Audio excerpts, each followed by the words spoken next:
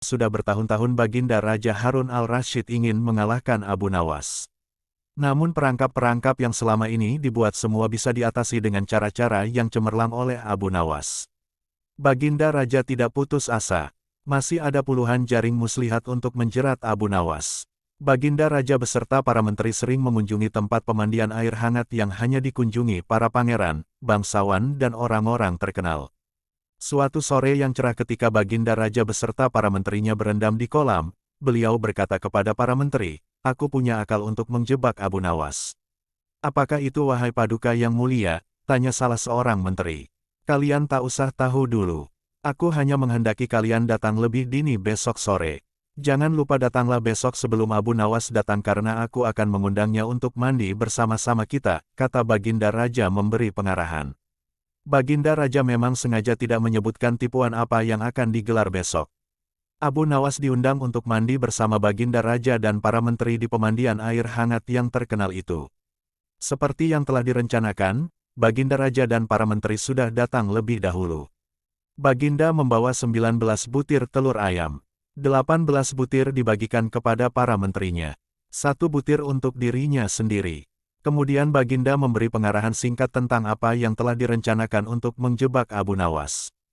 Ketika Abu Nawas datang, Baginda Raja beserta para menteri sudah berendam di kolam. Abu Nawas melepas pakaian dan langsung ikut berendam. Abu Nawas harap-harap cemas. Kira-kira permainan apa lagi yang akan dihadapi? Mungkin permainan kali ini lebih berat karena Baginda Raja tidak memberi tenggang waktu untuk berpikir. Tiba-tiba Baginda Raja membuyarkan lamunan Abu Nawas. Beliau berkata, "Hai Abu Nawas, aku mengundangmu mandi bersama karena ingin mengajak engkau ikut dalam permainan kami." "Permainan apakah itu Paduka yang mulia?" tanya Abu Nawas belum mengerti. "Kita sekali-kali melakukan sesuatu yang secara alami hanya bisa dilakukan oleh binatang. Sebagai manusia kita mesti bisa dengan cara kita masing-masing," kata Baginda sambil tersenyum. "Hamba belum mengerti Baginda yang mulia," kata Abu Nawas agak ketakutan. "Masing-masing dari kita harus bisa bertelur seperti ayam dan barang siapa yang tidak bisa bertelur maka ia harus dihukum," kata Baginda. Abu Nawas tidak berkata apa-apa. Wajahnya nampak murung. Lah semakin yakin dirinya tak akan bisa lolos dari lubang jebakan Baginda dengan mudah. Melihat wajah Abu Nawas murung, wajah Baginda Raja semakin berseri-seri. "Nan sekarang apalagi yang kita tunggu? Kita menyelam lalu naik ke atas sambil menunjukkan telur kita masing-masing," perintah Baginda Raja. Baginda Raja dan para menteri mulai menyelam, kemudian naik ke atas satu persatu dengan menanting sebutir telur ayam. Abu Nawas masih di dalam kolam. Ia tentu saja tidak sempat mempersiapkan telur karena ia memang tidak tahu kalau ia diharuskan bertelur seperti ayam. Kini Abu Nawas tahu kalau Baginda Raja dan para menteri telah mempersiapkan telur masing-masing 1 butir. Karena belum ada seorang manusia pun yang bisa bertelur dan tidak akan pernah ada yang bisa. Karena dadanya mulai terasa sesak, Abu Nawas cepat-cepat muncul ke permukaan kemudian naik ke atas. Baginda Raja langsung mendekati Abu Nawas. Abu Nawas nampak tenang, bahkan ia berlakau aneh. Tiba-tiba saja ia mengeluarkan suara seperti ayam jantan berkokok, keras sekali sehingga Baginda dan para menterinya merasa heran. "Ampun Tuanku yang mulia, hamba tidak bisa bertelur seperti Baginda dan para menteri," kata Abu Nawas sambil membungkuk hormat. "Kalau begitu engkau harus dihukum," kata Baginda bangga. "Tunggu dulu wahai Tuanku yang mulia," kata Abu Nawas memohon. "Apalagi hai Abu Nawas," kata Baginda tidak sabar. "Paduka yang mulia, sebelumnya izinkan hamba membela diri. Sebenarnya kalau hamba mau bertelur, hamba tentu mampu. Tetapi hamba merasa menjadi ayam jantan maka hamba tidak bertelur. Hanya ayam betina saja yang bisa bertelur." "Kukuruyuk," kata Abu Nawas dengan membusungkan dada. Baginda Raja tidak bisa berkata apa-apa. Wajah Baginda dan para menteri yang semula cerah penuh kemenangan kini mendadak berubah menjadi merah padam karena malu. Sebab mereka dianggap ayam betina. Abu Nawas memang licin, malah kini lebih licin daripada belut. Karena merasa malu, Baginda Raja Harun al-Rashid dan para menteri segera berpakaian dan kembali ke istana tanpa mengucapkan sepatah kata pun. Memang Abu Nawas yang tampaknya bloon itu sebenarnya diakui oleh para ilmuwan sebagai ahli mantik atau ilmu logika. Gampang saja baginya untuk membolak-balikan dan mempermainkan kata-kata guna menjatuhkan mental lawan-lawannya. Memenangkan lomba berburu. Kali ini Abu Nawas tengah diuji oleh Raja Harun al-Rashid dengan mengadakan sayembara. Dalam sayembara itu Abu Nawas berhasil menjadi pemenang dan menaklukkan lawannya. Kisahnya, pada suatu hari yang cerah, Raja Harun al-Rashid dan para pengawalnya meninggalkan istana untuk berburu. Namun, di tengah perjalanan, salah satu pejabat kerajaan yang bernama Abu Jahil menyusul dengan terengah-engah di atas kudanya. "Baginda, Baginda, hamba mau mengusulkan sesuatu," katanya Abu Jahil mendekati sang raja. "Apa usulem itu wahai Abu Jahil, tanya raja? Agar acara berburu ini menarik dan disaksikan banyak penduduk, bagaimana kalau kita sayembarakan saja?" ujar Abu Jahil dengan raut wajah serius. Baginda raja terdiam sejenak dan mengangguk-angguk. "Hamba ingin beradu ketangkasan dengan Abu Nawas, dan nanti pemenangnya akan mendapatkan sepundi uang emas. Tapi, kalau kalah, hukumannya adalah dengan memandikan kuda-kuda istana selama 1 bulan, tutur Abu Jahil meyakinkan raja. Trompet sayembara ditiup. Akhirnya sang raja menyetujui usulan Abu Jahil tersebut. Hitung-hitung sayembara itu akan memberikan hiburan kepadanya. Maka, dipanggillah Abu Nawas untuk menghadap, dan setelah menghadap Raja Harun, Abu Nawas pun diberi petunjuk panjang lebar. Pada awalnya, Abu Nawas menolak sayembara tersebut karena ia tahu bahwa semua ini adalah akal bulus dari Abu Jahil yang ingin menyingkirkannya dari istana. Tapi Baginda Raja Harun memaksa dan Abu Nawas tidak bisa menolak. Abu Nawas berpikir sejenak. Ia tahu kalau Abu Jahil sekarang diangkat menjadi pejabat istana. Ia pasti mengerahkan semua anak buahnya untuk menyumbang seekor binatang buruannya di hutan nanti. Namun, karena kecerdikannya, Abu Nawas malah tersenyum riang. Abu Jahil yang melihat perubahan raut muka Abu Nawas menjadi penasaran dibuatnya, batinnya berkata mana mungkin Abu Nawas bisa mengalahkan dirinya kali ini. Akhirnya, Baginda menggiring mereka ke tengah alun-alun istana. Raja dan seluruh rakyat menunggu, siapa yang bakal menjadi pemenang dalam lomba berburu ini. Trompet tanda mulai adu ketangkasan pun ditiup. Abu Jahil segera memacu kudanya secepat kilat menuju hutan belantara. Anehnya, Abu Nawas justru sebaliknya. Dia dengan santainya menaiki kudanya sehingga para penonton banyak yang berteriak. Menjelang sore hari, tampaklah kuda Abu Jahil memasuki pintu gerbang istana. Ia pun mendapat sambutan meriah dan tepuk tangan dari rakyat yang menyaksikannya. Di sisi kanan dan kiri kuda Abu Jahil tampak puluhan hewan yang mati terpanah. Abu Jahil dengan senyum bangga memperlihatkan semua binatang buruannya di tengah lapangan. "Aku, Abu Jahil berhak memenangkan lomba ini. Lihat, binatang buruanku banyak. Mana mungkin Abu Nawas mengalahkanku?" teriaknya lantang yang membuat para penonton semakin ramai bertepuk tangan. Ribuan semut. Tidak berapa lama kemudian, terdengar suara kaki kuda Abu Nawas. Semua orang mentertawakan dan meneriakinya karena Abu Nawas tak membawa satu pun binatang buruan di kudanya. Tapi, Abu Nawas tidak tampak gusar sama sekali. Ia malah tersenyum dan melambaikan tangan. Baginda Raja menyuruh kepada 2 orang pengawalnya maju ke tengah lapangan dan menghitung jumlah binatang buruan yang didapatkan 2 peserta tersebut. Dan kesempatan pertama, para pengawal menghitung jumlah binatang hasil buruan dari Abu Jahil. 35 ekor kelinci, ditambah 5 ekor rusa dan 2 ekor babi hutan, kata salah satu pengawal. "Kalau begitu akulah pemenangnya karena Abu Nawas tak membawa seekor binatang pun," teriak Abu Jahil dengan sombongnya. "Tenang, tenang. Aku membawa ribuan binatang. Jelaslah aku pemenangnya dan engkau wahai Abu Jahil, silahkan memandikan kuda-kuda istana. Menurut aturan lomba, semua binatang boleh ditangkap, yang penting jumlahnya," kata Abu Nawas sambil membuka bambu kuning yang telah diisi dengan ribuan semut merah. "Jumlahnya sangat banyak Baginda, mungkin ribuan, kami tak sanggup menghitungnya lagi," kata pengawal kerajaan yang menghitung jumlah semut itu. Melihat kenyataan itu, Abu Jahil tiba-tiba saja jatuh pingsan. Baginda Raja tertawa terpingkal-pingkal dan langsung memberi hadiah kepada Abu Nawas. Kecerdikan dan ketulusan hati pasti bisa mengalahkan kelicikan. Abu Nawas taruhan berbahaya. Suatu sore ketika Abu Nawas ke warung teh, kawan-kawannya sudah berada di situ. Mereka memang sengaja sedang menunggu Abu Nawas. "Nah, ini Abu Nawas datang," kata salah seorang dari mereka. "Ada apa?" kata Abu Nawas sambil memesan secangkir teh hangat. "Kami tahu engkau selalu bisa melepaskan diri dari perangkap-perangkap yang dirancang Baginda Raja Harun al-Rashid. Tetapi kami yakin kali ini engkau pasti dihukum Baginda Raja bila engkau berani melakukannya. Kawan-kawan Abu Nawas membuka percakapan. Apa yang harus kutakutkan? Tidak ada sesuatu apapun yang perlu ditakuti kecuali kepada Allah, kata Abu Nawas menentang. Selama ini belum pernah ada seorang pun di negeri ini yang berani memantati Baginda Raja Harun al-Rashid. Bukankah begitu hai Abu Nawas? Tanya kawan Abu Nawas. Tentu saja tidak ada yang berani melakukan hal itu karena itu adalah pelecehan yang amat berat hukumannya pasti dipancung, kata Abu Nawas memberitahu. Itulah yang ingin kami ketahui darimu.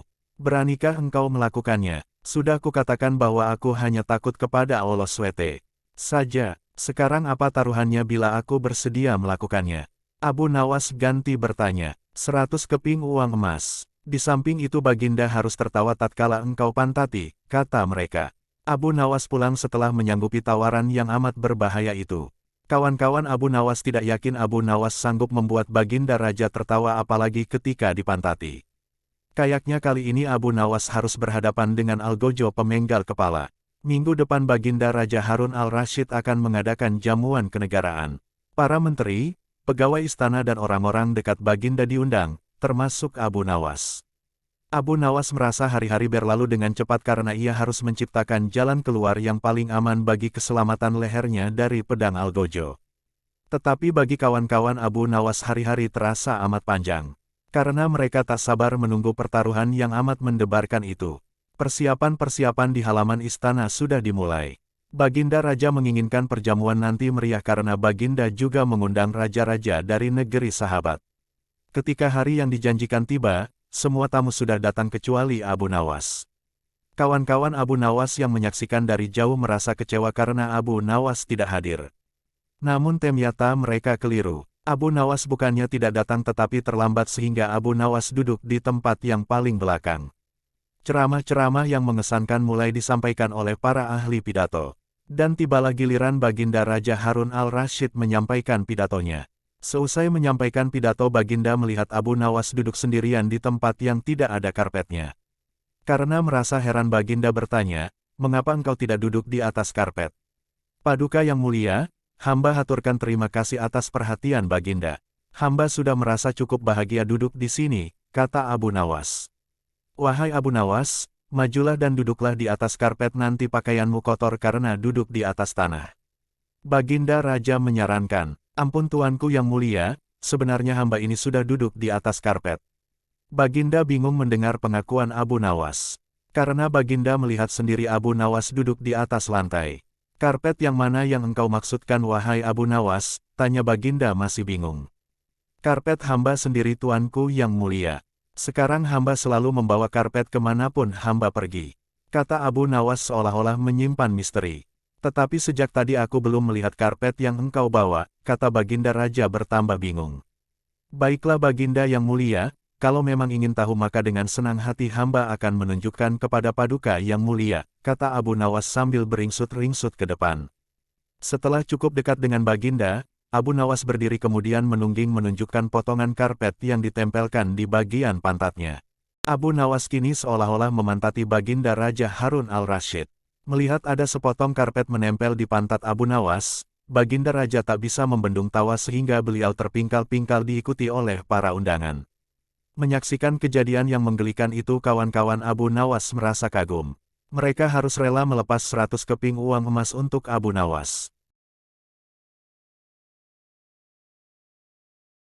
Abu Nawas diberi tugas mustahil. Abu Nawas belum kembali. Kata istrinya ia bersama seorang pendeta dan seorang ahli yoga sedang melakukan pengembaraan suci. Padahal saat ini Baginda amat membutuhkan bantuan Abu Nawas. Beberapa hari terakhir ini Baginda merencanakan membangun istana di awang-awang. Karena sebagian dari raja-raja negeri sahabat telah membangun bangunan-bangunan yang luar biasa. Baginda tidak ingin menunggu Abu Nawas lebih lama lagi. Beliau mengutus beberapa orang kepercayaannya untuk mencari Abu Nawas. Mereka tidak berhasil menemukan Abu Nawas karena Abu Nawas ternyata sudah berada di rumah ketika mereka baru berangkat. Abu Nawas menghadap Baginda Raja Harun al-Rashid. Baginda amat riang. Saking gembiranya beliau mengajak Abu Nawas bergurau. Setelah saling tukar-menukar cerita-cerita lucu, lalu Baginda mulai mengutarakan rencananya. Aku sangat ingin membangun istana di awang-awang agar aku lebih terkenal di antara raja-raja yang lain. Adakah kemungkinan keinginanku itu terwujud, wahai Abu Nawas? Tidak ada yang tidak mungkin dilakukan di dunia ini Paduka yang mulia, kata Abu Nawas berusaha mengikuti arah pembicaraan Baginda. Kalau menurut pendapatmu hal itu tidak mustahil diwujudkan maka aku serahkan sepenuhnya tugas ini kepadamu, kata Baginda puas. Abu Nawas terperanjat, menyesal telah mengatakan kemungkinan mewujudkan istana di awang-awang. Tetapi nasi telah menjadi bubur. Kata-kata yang telah terlanjur didengar oleh Baginda tidak mungkin ditarik kembali. Baginda memberi waktu Abu Nawas beberapa minggu. Rasanya tak ada yang lebih berat bagi Abu Nawas kecuali tugas yang diembannya sekarang. Jangankan membangun istana di langit, membangun sebuah gubuk kecil pun sudah merupakan hal yang mustahil dikerjakan. Hanya Tuhan saja yang mampu melakukannya. Begitu gumam Abu Nawas. Hari-hari berlalu seperti biasa. Tak ada yang dikerjakan Abu Nawas kecuali memikirkan bagaimana membuat Baginda merasa yakin kalau yang dibangun itu benar-benar istana di langit. Seluruh ingatannya dikerahkan dan dihubung-hubungkan. Abu Nawas bahkan berusaha menjangkau masa kanak-kanaknya. Sampai ia ingat bahwa dulu ia pernah bermain layang-layang. Dan inilah yang membuat Abu Nawas girang. Abu Nawas tidak menyia-nyiakan waktu lagi. Bersama beberapa kawannya merancang layang-layang raksasa berbentuk persegi 4. Setelah rampung baru Abu Nawas melukis pintu-pintu serta jendela-jendela dan ornamen-ornamen lainnya. Ketika semuanya selesai Abu Nawas dan kawan-kawan menerbangkan layang-layang raksasa itu dari suatu tempat yang dirahasiakan. Begitu layang-layang raksasa berbentuk istana itu mengapung di angkasa, penduduk negeri gempar. Baginda Raja girang bukan kepalang. Benarkah Abu Nawas berhasil membangun istana di langit? Dengan tidak sabar beliau didampingi beberapa orang pengawal bergegas menemui Abu Nawas. Abu Nawas berkata dengan bangga, Paduka yang mulia, istana pesanan Paduka telah rampung. Engkau benar-benar hebat wahai Abu Nawas, kata Baginda memuji Abu Nawas. Terima kasih Baginda yang mulia, kata Abu Nawas, lalu bagaimana caranya aku ke sana, tanya Baginda. Dengan tambang, Paduka yang mulia, kata Abu Nawas. Kalau begitu siapkan tambang itu sekarang. Aku ingin segera melihat istanaku dari dekat, kata Baginda tidak sabar. Maafkan hamba Paduka yang mulia. Hamba kemarin lupa memasang tambang itu. Sehingga seorang kawan hamba tertinggal di sana dan tidak bisa turun, kata Abu Nawas. Bagaimana dengan engkau sendiri Abu Nawas? Dengan apa engkau turun ke bumi? Tanya Baginda. Dengan menggunakan sayap, Paduka yang mulia, kata Abu Nawas dengan bangga. Kalau begitu buatkan aku sayap supaya aku bisa terbang ke sana, kata Baginda. Paduka yang mulia, sayap itu hanya bisa diciptakan dalam mimpi, kata Abu Nawas menjelaskan. Engkau berani mengatakan aku gila sepertimu, tanya Baginda sambil melotot. Ya, Baginda. Kurang lebih seperti itu, jawab Abu Nawas tangkas. Apa maksudmu? Tanya Baginda lagi. Baginda tahu bahwa membangun istana di awang-awang adalah pekerjaan yang mustahil dilaksanakan. Tetapi Baginda tetap menyuruh hamba mengerjakannya. Sedangkan hamba juga tahu bahwa pekerjaan itu mustahil dikerjakan, tetapi hamba tetap menyanggupi titah Baginda yang tidak masuk akal itu, kata Abu Nawas berusaha meyakinkan Baginda. Tanpa menoleh Baginda Raja kembali ke istana diiring para pengawalnya. Abu Nawas berdiri sendirian sambil memandang ke atas melihat istana terapung di awang-awang. Sebenarnya siapa di antara kita yang gila? Tanya Baginda mulai jengkel. Hamba kira kita berdua sama-sama tidak waras tuanku, jawab Abu Nawas tanpa ragu. Begitulah sedikit kisah yang kami ceritakan di kesempatan kali ini. Semoga bermanfaat. Jangan lupa klik subscribe, like, dan komen untuk kisah selanjutnya. Terima kasih.